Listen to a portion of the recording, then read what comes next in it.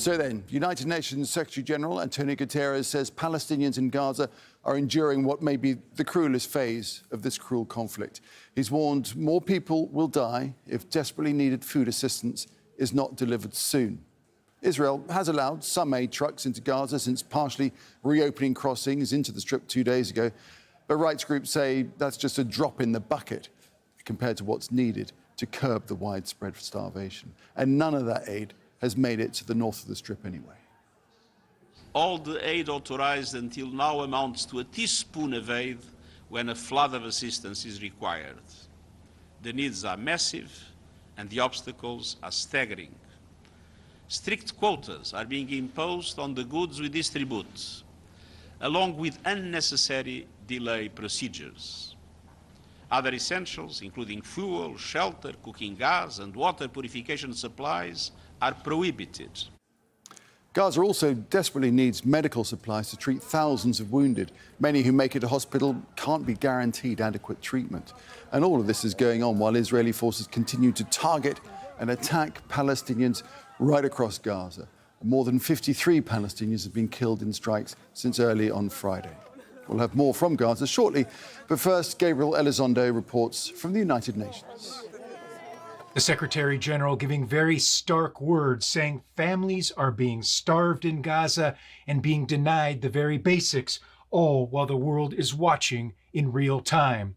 The Secretary General also saying that the UN would not participate with the Israeli and US-backed so-called Gaza Humanitarian Foundation that would essentially take aid distribution away from the United Nations and put it in the hands of private contractors. The Secretary General said the UN will not take part in any scheme that fails to respect international law and humanitarian principles such as impartiality, independence, and neutrality.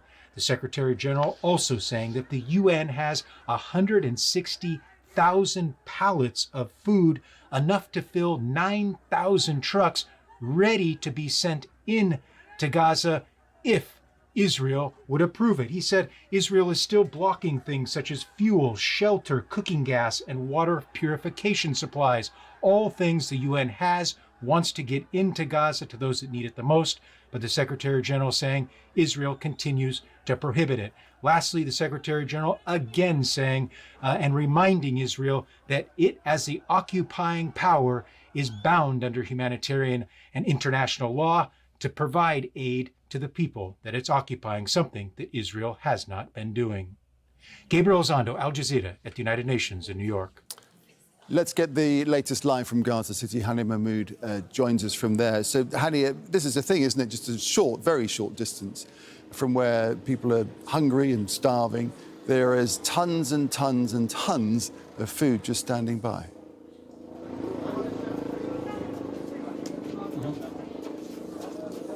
Absolutely, and it has been throughout the days. We're getting questions. People have stopped by the area where we are broadcasting it from, families and children, and asking about the aid trucks. Are they coming to the northern territories? When the bakeries are going to start operating here? Because people are simply hungry, they are thirsty, they're traumatized, they've been displaced for the past 18 months. They spent most of the past days, and since the blockade got intensified, queuing for long hours just to get one bowl of soup with empty pans and empty pots waiting for food to come in. And all of this while they keeping an eye on the sky, a word of the unpredictable falling bombs. But here's the reality on the ground. The northern territories are not receiving any of the aid trucks allowed into the central and the southern part of the Strip. And when we talk about aid trucks, we talk about less than 100 trucks filled with the flowers and other basic supplies. These basic supplies are not enough for the hospitals,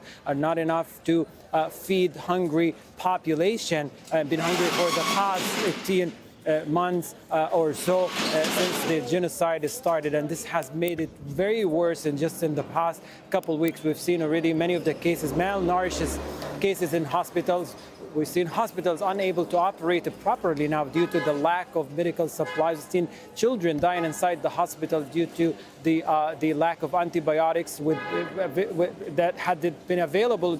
Their treatable infections would have been cured now, but that is not the case. And as of now, and according to what we hear from international organizations, leading ones like Honorable WFP, not only they are not authorized to deliver flour to households, but what they are receiving so far is just a fraction, a drop in the ocean of what's needed. Let's not forget the past months has created greater demand, greater needs and greater demand than what's available now. And what's available got depleted by, as the time went by, to the point that stocks dwindled and completely depleted, and warehouses became empty across the Gaza Strip. But without the free flow of aid, things are going to get worse by the time. And let's not forget, Gaza needs an average of 500 to 600 trucks to address all the serious problems going on. Without this number, it's like keeping Gaza on a life support system. And it's also a stark reminder of how much the Israeli military controls Palestinians' survival through controlling the crossing points, all of them, the 70 crossing points across the Strip, from Rafah crossing point all the way to Eretz in the northern part of the Strip. All right, Hani, thanks for that live update from Gaza City. Thank you.